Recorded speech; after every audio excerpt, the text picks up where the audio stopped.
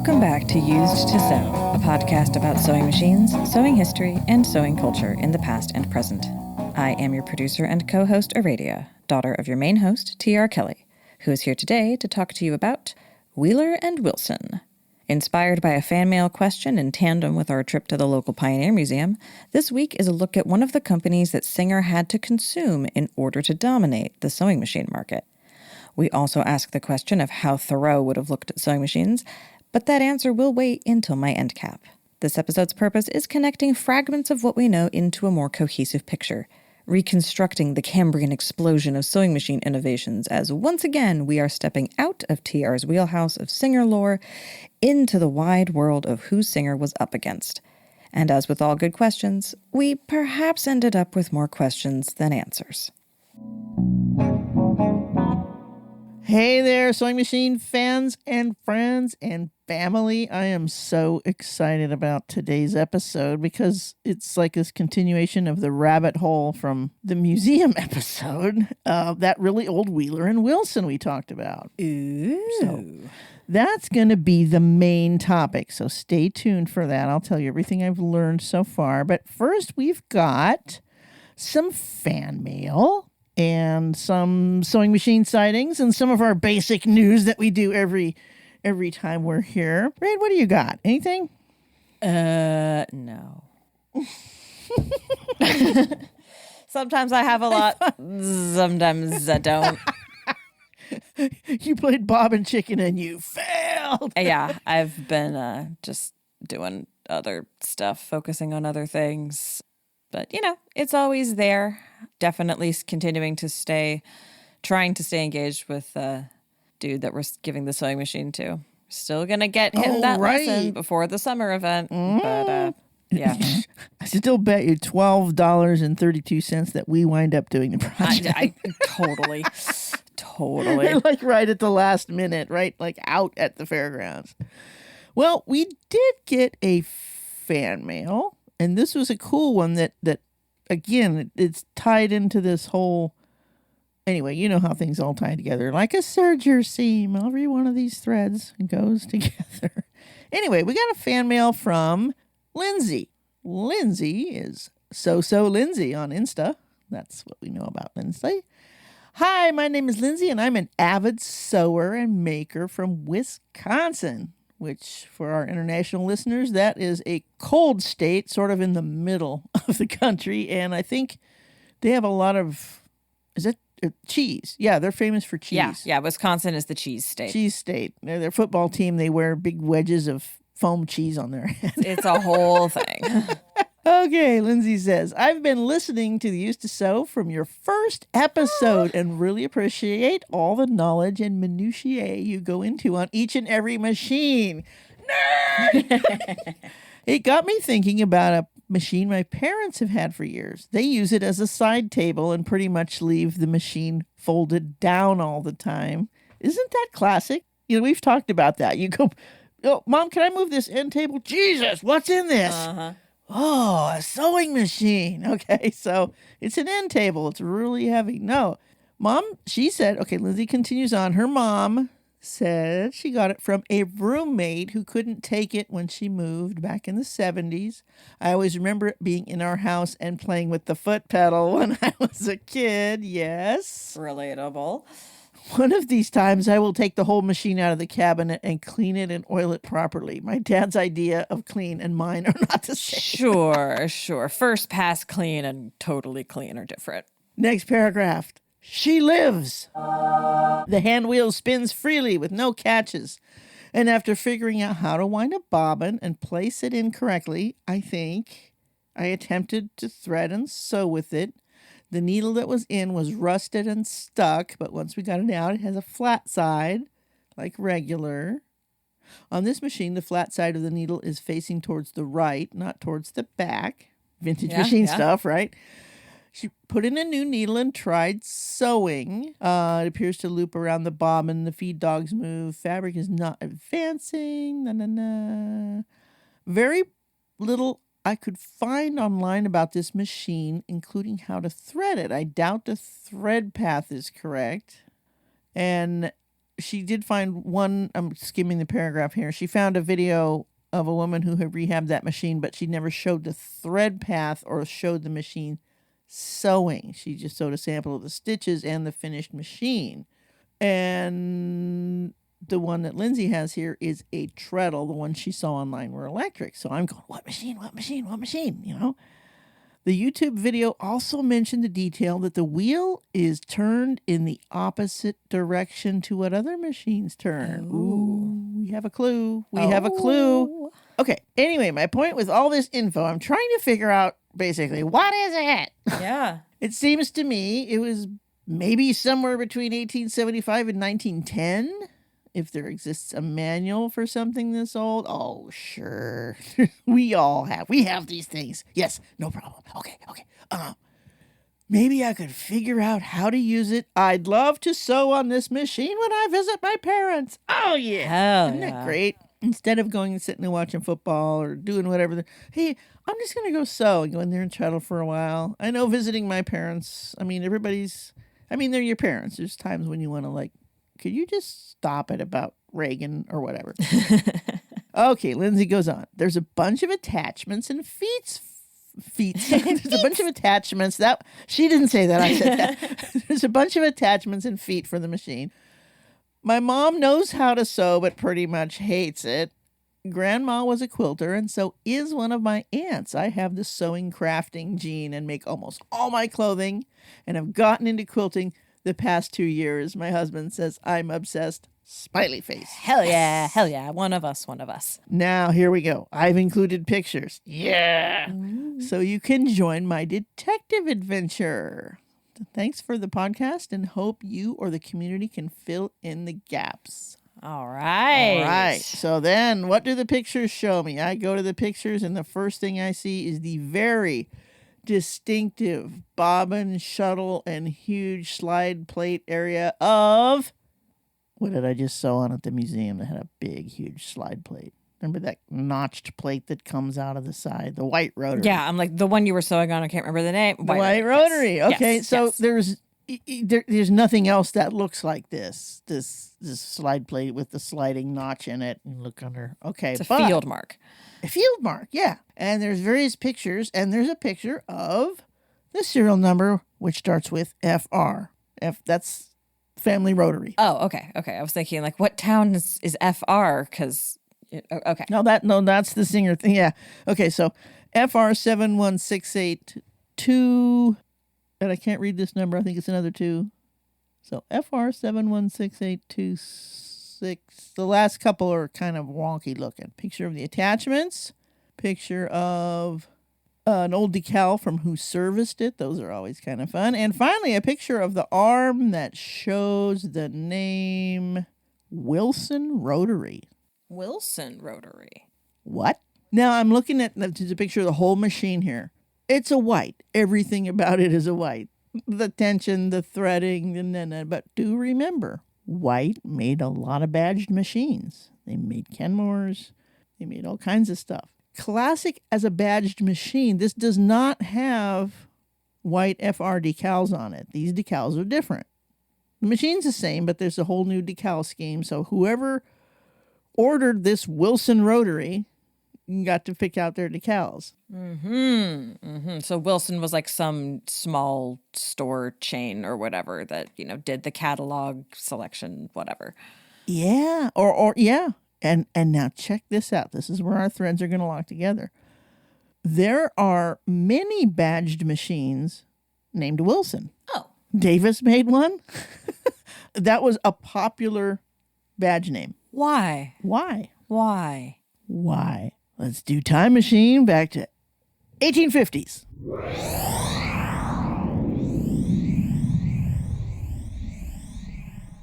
Why? Because back, remember in the days of the sewing machine wars and the patents and the combinations and everybody's inventing machines right and left. Well, one of the participants in those early sewing machine wars was Mr. Wheeler and Mr. Wilson, who later joined up to become Wheeler and Wilson. Right. We've heard this name before, but we've not done a deep dive on them yet. Does that change today? And that changes today. I'll get my popcorn.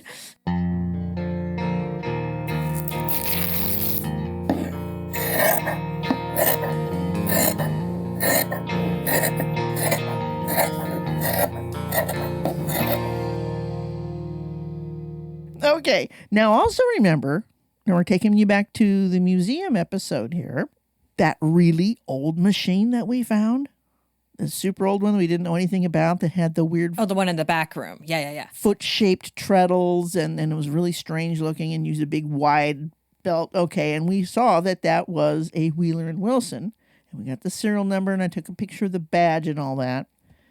So after Lindsay sent me this picture of her...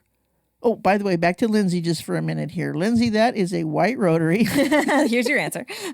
And I wrote her back and gave her all the details and a link to the manual, because it's one of the most popular machines ever made in that time of peak sewing machine.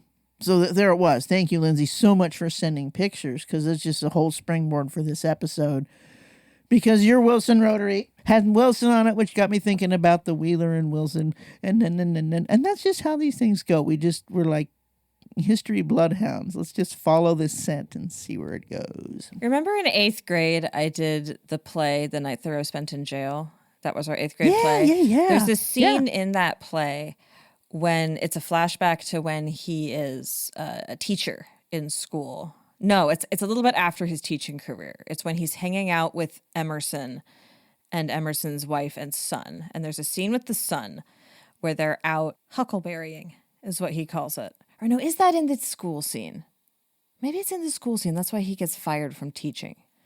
I feel like, there's a callback to that in the scene with Emerson's son later. But anyway, it's been a long time since 8th grade. But the point is, I always really liked the way that Thoreau was like, the way that you learn is you just go from one huckleberry to the next. You find each little bit of sweetness and you follow the whys. You follow the what next. Yeah. And there isn't a curriculum. You're just out there following the dopamine, and eventually you have a basket full of huckleberries, and that's cool. You basically just described unschooling. Yeah, exactly. And this is why I've always been a little rebel, is because I did Thoreau in 8th grade. Anyway, back to your thought. He was one of my heroes too, but what year was he? He was the 1820s and 30s?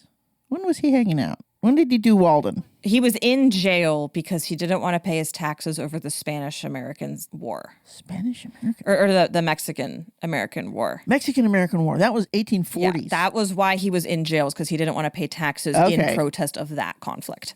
Okay, so he's pre-sewing machine. Yeah, he probably was an old man seeing sewing machines happen. Yeah. I don't remember how old he was when he died. I think he was actually kind of young. He was in Walden. Walden's in New England. Anyway. Sorry. Digression. We know what Gandhi thought about sewing machines. What did Thoreau think about sewing machines? I don't think he would have been into them much. No. I think he would have been, if he lived long enough to see them, he would have been fully in his cantankerous old man phase. But I kind of think he died sort of young. Oh, we'll have to look at that. More rabbit holes. Anyway, here's bunny. me tangenting us onto a bunch of rabbit holes in an effort to justify why we are tangenting on a bunch of rabbit holes as an entire podcast motif. It's very meta. Back to the plot. Wheeler and Wilson. I'm just going to start off with a 1-paragraph description. This is from dinkum.com, who has, I don't even know how it got on this site, but it's got some good information. Anyway, he's listing all the American sewing machine manufacturers.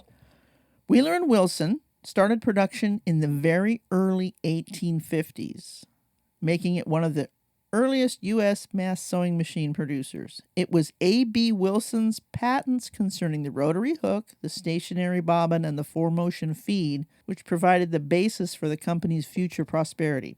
A large manufacturing facility was established in Bridgeport, Connecticut. Their range of models was greatly enhanced with the introduction of the number 8 during the mid-1870s. By this time, the company had become one of the USA's largest sewing machine producers. During the latter years of the 1800s, its chief rival, the giant Singer Company, became more dominant, and in 1905, the Wheeler and Wilson Company was acquired by Singer. Now that's just bare bones right there. We're going to see a little bit more about that. Who, what, why, where, when. So this is sewmuse.co.uk. Great English site here.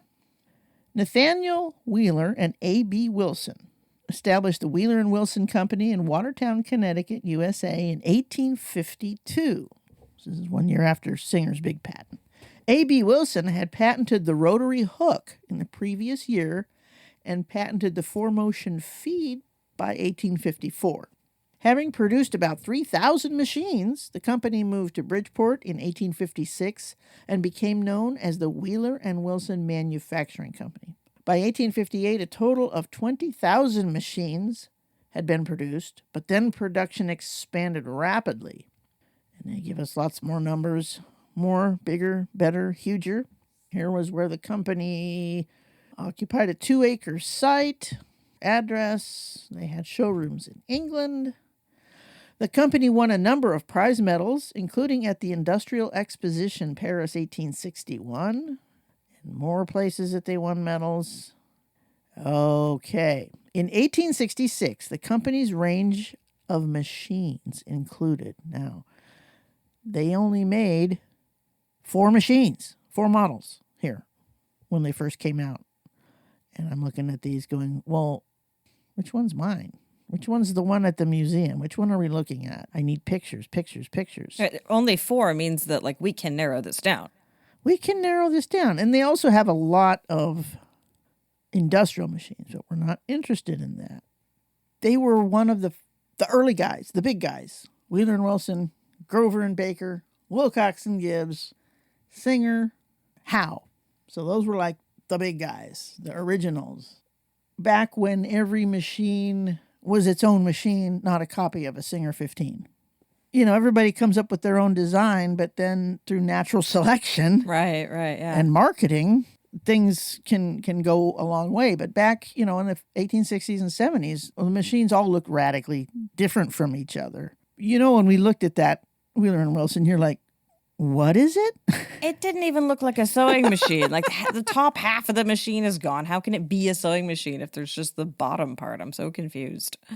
It's no. So I went and finally found a picture of this thing, of all places, on Facebook Marketplace, because somebody just sold one. Oh, okay. All right. And I'm like, far out. In case you're curious, it was in perfect condition, same machine, same cabinet, all the original attachments. Guess what it sold for? Ooh. Just wild guess. $1,000. $400. Really? Wow. Yeah. And it okay. Was, so I'm okay. If anybody from the museum is listening, we're not going to be able to buy a new wing for the building with that. Okay, so what is it? It is a Wheeler and Wilson model number 3, and the serial number puts it at 1871. Okay, all right. Okay, so that's how old it is, and that's what it is. And I can't remember the model of the cabinet, but as I suspected, there are parts missing from the museum machine, and one of the parts missing, well, not missing, but broken, is the famous glass presser foot. This was a Wheeler and Wilson original. Oh, wait, what, a glass presser foot? I thought you said it was glass tension discs. No, that's a different one. That was a different one. This is a presser foot? Well, now, here's what it looks like. It looks like it's metal. It has 2 little toes that come down on either side, and the whole center is glass with a hole for the needle to go through. So there is a metal part to it. The outer edge it's like a metal bracket with a glass insert or something. A glass insert. Yeah, like a window frame with. Huh. So then you can see much more clearly what's happening. That was the whole gimmick. Oh. And people loved it. People loved it. They could just get right up on the edges there. So that was Wheeler and Wilson's, quote, gimmick. And they patented that. So nobody else had that. I think it's Wilcox and Gibbs that had the glass tension discs in their early machines. Okay. And we'll get to them. Okay. Yeah. All these, again, people inventing things, not copying each other because everybody's still in the rush to oh my God, we're building this thing. That's the Cambrian explosion of sewing machines. Oh, good one. Yes, we're evolving rapidly here. Well, you said evolving, and I'm like, okay, so you got your Cambrian explosion, and then you got your mass extinction event or 3. And ooh, that would be World War II as far as sewing machines are concerned. Right. That's your Permian extinction. Ooh. Boy, we rock here. It's the great dying, you know?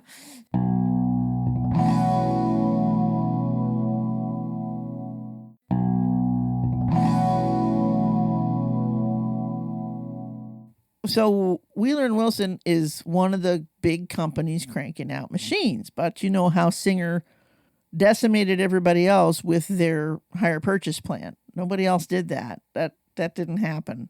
And when you look at this machine, again, I looked at pictures and it's very distinctive. There's parts of the tension are missing. Of course, that big leather belt is missing. The foot is there, but the glass is broken out. I'm so glad I took pictures of this thing. The bobbin area looks complete. Don't know. But again, and the curved needle was gone. And this is one that uses a curved needle. A curved needle. Oh man, that is back in the day of design explosions and evolutions.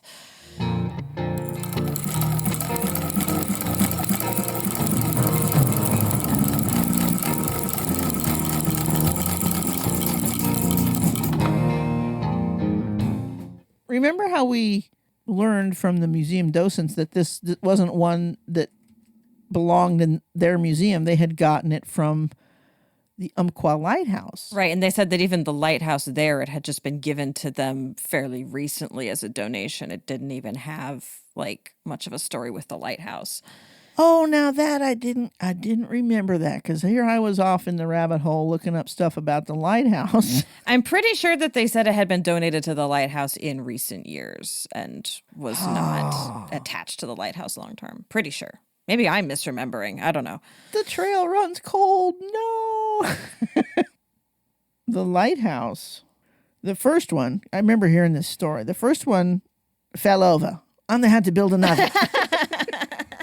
And then that one burned down, and they had to build another.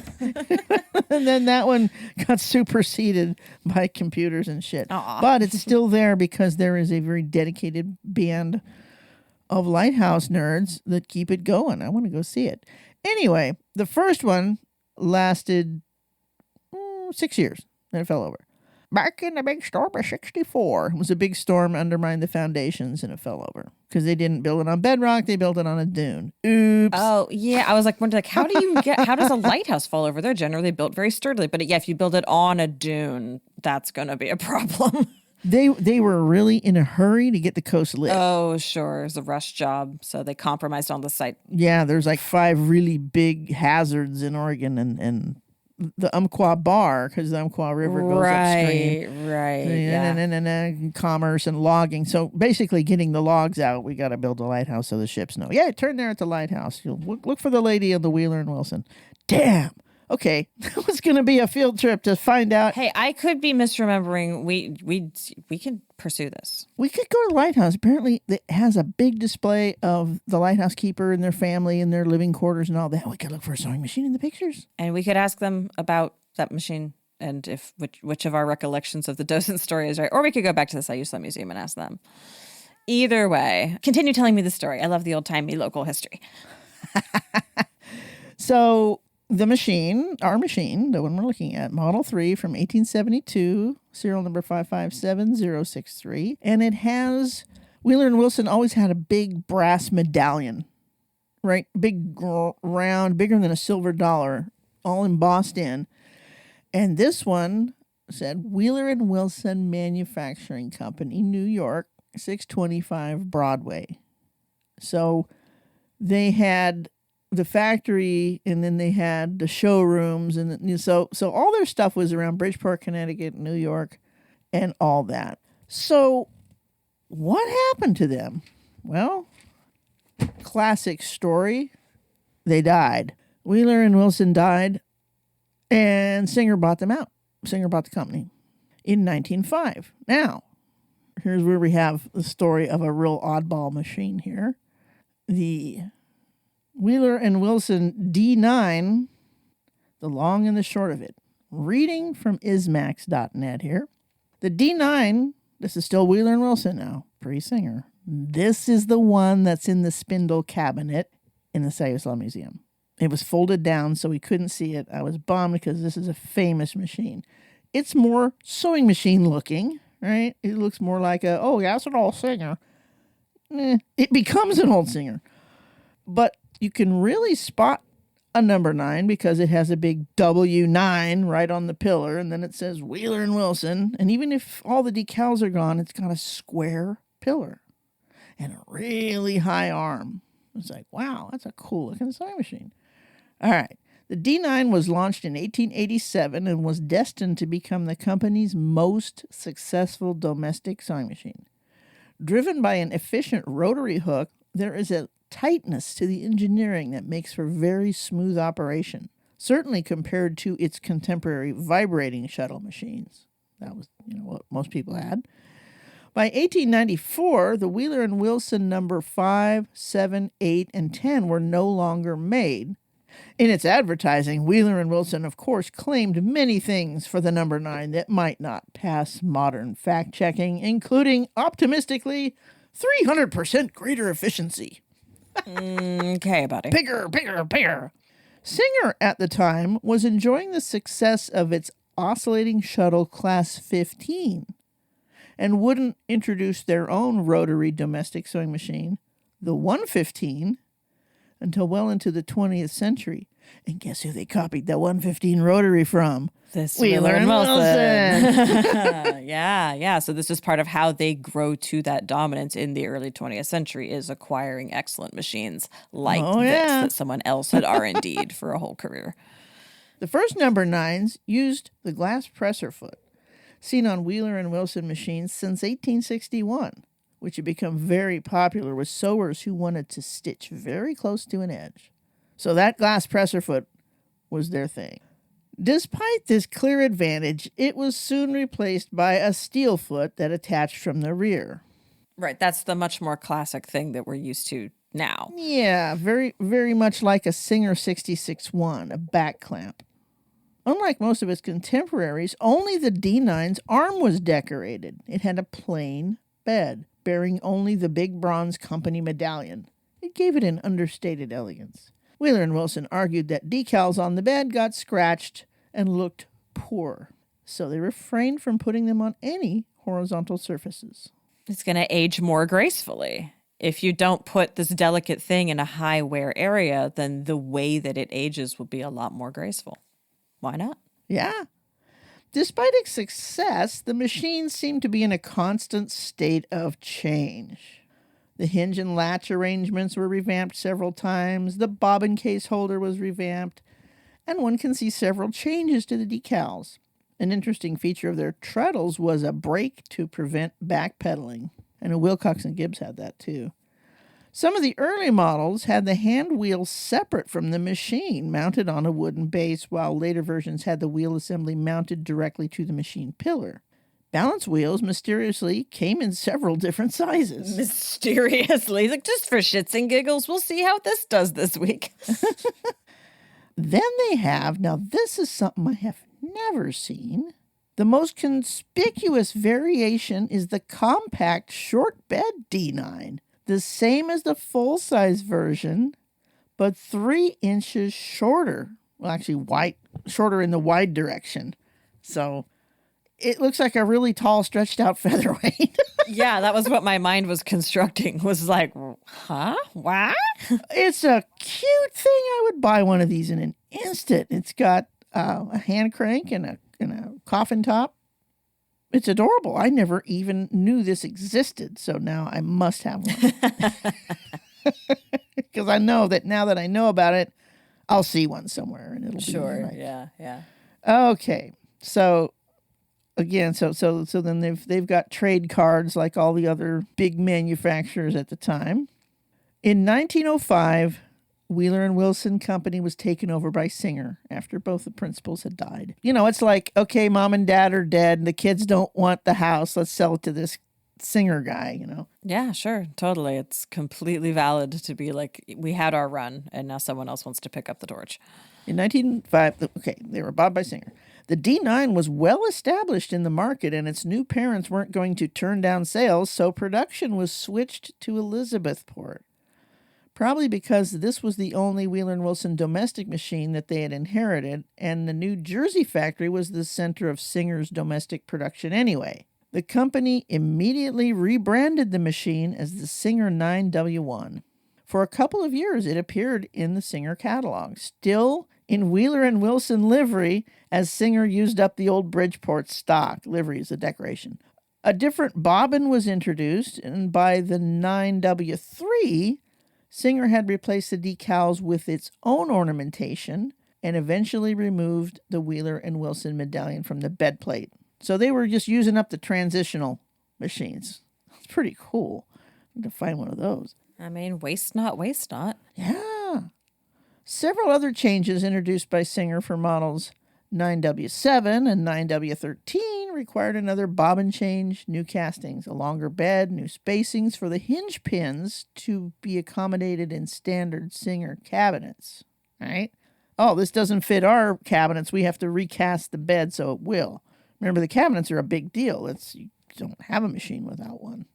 However, the slide cover plate still bore the Wheeler and Wilson patent date of August 2nd, 1892. Oh, slightly awkward. With its square arm pillar and Wheeler and Wilson styling, the 9W had never looked quite at home in Singer's catalog, and by the 1920s, once the Singer 101 rotary had established itself, the 9W7 was phased out. Remember, that's why the D9 and its modifications were so awesome, is because it was a rotary. Well, then Singer introduced the all-electric, the 101. I'd like to do another episode on the 101. It's such a fun machine. Okay, so once Singer had established the 101 rotary, the 9W7 was phased out. Not many Class 9 machines seem to have survived. Huh. I've never seen one in the wild. Not the short one or the long one. Wow. I've seen a lot of pictures of them. And then to see, and there's two, there's the really old one, and then the D9 is in that cabinet. I know it. I can, Spidey senses. Well, now that I see that's yeah. what cabinet that is, with these very distinctive little Victorian railing thing on the front, it's like, oh, okay, that's what's in there. Notice that we said that was their only domestic machine that Singer inherited from them. Wheeler and Wilson was big into making industrial machines. Oh, okay. That's where the money was. So that's where they had, so they only had these several models of domestic ones, but single purpose industrial machines, hat stitchers and corset tackers and two bed things. And Singer inherited all those too. So a lot of their industrial machines from the teens and 20s are Wheeler and Wilson designs. Uh-huh. Yeah. Uh-huh. So Wheeler and Wilson, they all eventually, like most good capitalist scenarios, a new product is invented. Lots of people are inventing things. Everybody's got their own version, and slowly they outcompete each other and eat each other until there's only one. And in the U.S., that was Singer, was the one that was left. Wheeler and Wilson was a casualty.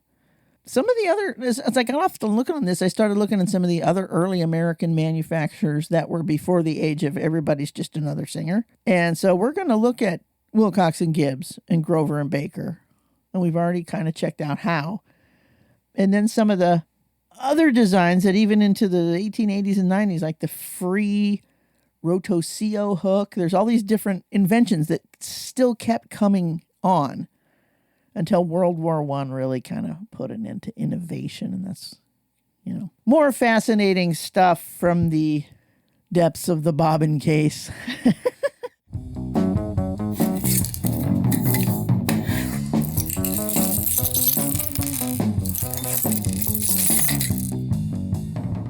So you said industrial machine, and that reminded me, I do have a little nugget of fun stuff to share. Ooh. What? It's not an actual project by me, but so I podcast other things. I do the Wheel of Time podcast, and I also do the Dungeon Crawler Carl podcast. And in the section that I'm going to be recording with Seth later today, there's this piece where the main character, the cat Donut, suddenly spontaneously has a bunch of information about patches, like iron-on, sew-on, embroidered like patches, like for reasons. Like she did, it's this whole skill thing, but like that's not the important part. She mentioned a Shifley. This is was done on a Shifley, and I was like, "What's that?" And I went and I looked it up, And Shifley embroidery machines are these massive industrial embroidery machines invented in 1863.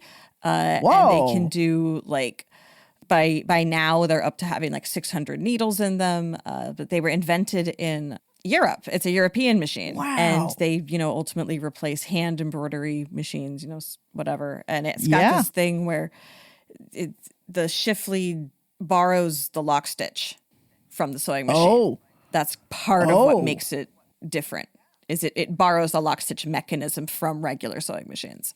Yeah, that is different because most embroidery machines do a chain stitch. Yeah.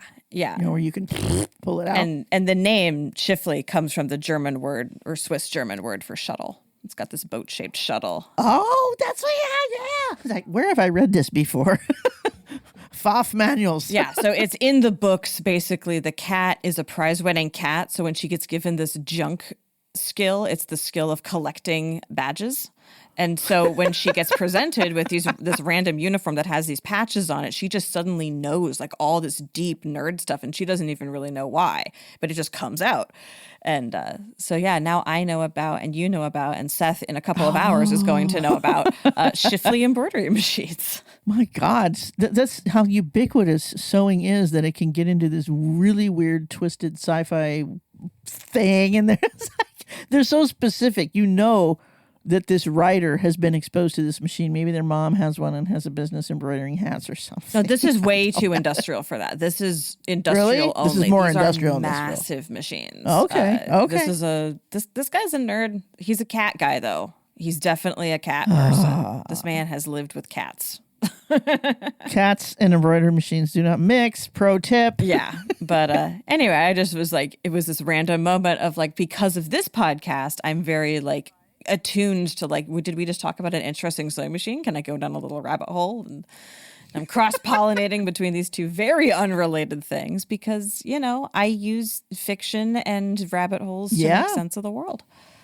Yeah, and everything is the warp and weft of the same garment, man. Basically, man. We're all weaving reality, man. So you better stay threaded. Oh, far out. The wheel of time turns. And there you have it, another series of loosely organized tangents around grungy finds in homes and museums, in which we learned about one of Singer's main competitors, Wheeler and Wilson. We learned that Wilson is a very common badged machine name, that there were oddball hybrid machines as Singer quietly took over in the early 20th century, and that glass presser feet were once a thing. I also introduced a whole side tangent on Henry David Thoreau, the famous 19th century American naturalist, existentialist, abolitionist, and proto-anarchist. The more I learn about that guy, the more in common I feel with him, and the more impressed I am with my Waldorf teacher for assigning me the role of playing him in 8th grade. I would honestly do that play again, just to experience that work again with the knowledge that I have now after 20 plus years of living since that experience. Anyway, we had some questions about where he sat with respect to the invention of the sewing machine, so I read his Wikipedia page to get my facts straight. So first of all, he did die young. He died in 1862 at the age of 44 of tuberculosis. So he very well could have seen some sewing machines in their early days, but didn't live to see the true birth of sewing machines as we know them, and as his future fan Gandhi knew about them. But even without knowing about the coming patent pool system, he did have very strong opinions about the factory system and consumerism of his day. On the wiki, there is a quote from his book, Walden, that reads, "I cannot believe that our factory system is the best mode by which men may get clothing. The condition of the operatives is becoming every day more like that of the English, and it cannot be wondered at, since, as far as I have heard or observed, the principal object is, not that mankind might be well and honestly clad, but unquestionably that the corporations might be enriched." I think from that we can safely conclude that he probably would have had a similar take to his future fanboy Gandhi, in that a sewing machine itself was a tool that could save labor and enrich a person's life in ways that could be divorced from the crushing industrial system that birthed it. He was a pragmatic man, with a flexible approach to negotiating what he really believed while also holding firm in what he knew to be true. As I said in the episode and was confirmed by the wiki, he did leave professional teaching over a refusal to administer corporal punishment to children and went to jail over a refusal to pay taxes for the Mexican-American War. Secondly, I want to tell you about things I learned from the wiki that I didn't know from the play. The most important is that he was a staunch abolitionist to the point of being a conductor on the Underground Railroad and a vocal defender of John Brown after the failed raid on Harper's Ferry that led to Brown's execution. The wiki quotes a biographer of Brown who suggests that if without John Brown there is no Civil War, we would add that without the Concord Transcendentalists, John Brown would have had little cultural impact. Thoreau, of course, being one of the most vocal Concord Transcendentalists. This means that Thoreau was instrumental in how the Civil War happened, despite being in the process of dying of TB during the actual conflict. Technically, the play did hint at this part of his morality. There is a scene where he gives refuge and food to a man that is mid-self-emancipation, and later is profoundly affected and sad to learn that the man had died without making it to Canada. But that is just being a decent human being in a single moment, not actively engaging with the abolitionist cause over time and against the tide of popular opinion. Well, I guess I should be glad that the play stuck as close to the facts as it did. The wiki also says that he's been retrospectively identified as probably autistic. I think that makes a lot of sense and would happily claim him. As a reminder, we are unofficially sponsored by Stagecoach Road Vintage Sewing Machine, who do repairs and restorations. You can reach them at srvsew@gmail.com. Follow us on social media and YouTube, and you can best support us by sharing the podcast with your friends. You can even get ad-free episodes by joining our Patreon at patreon.com/usedtosew. Thank you for listening to us here at Used to Sew. We always welcome your additions, corrections, and feedback in general. Please reach out to us via email at usedtosew@gmail.com. Used to Sew is a production of Fox and Raven Media. For more podcasts from Fox and Raven Media, visit our website at foxandravenmedia.com.